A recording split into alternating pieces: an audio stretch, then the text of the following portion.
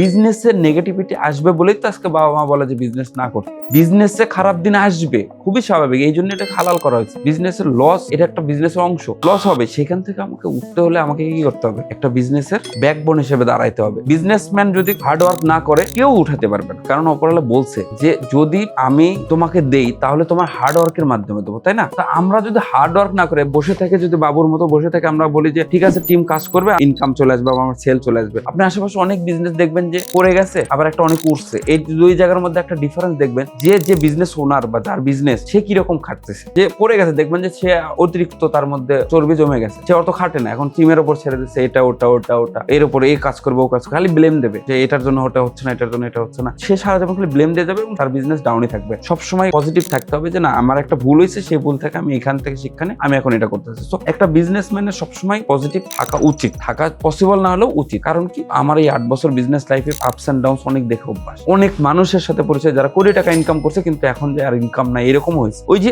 যারা hard work করছে তারা আবার আস্তে আস্তে ধীরে ধীরে উঠতেছে। সো আপনাকে বিজনেস করতে হলে সম্পূর্ণ জিনিস বুঝতে হবে, সম্পূর্ণ জিনিস বুঝে আপনাকে বিজনেসে আসতে হবে।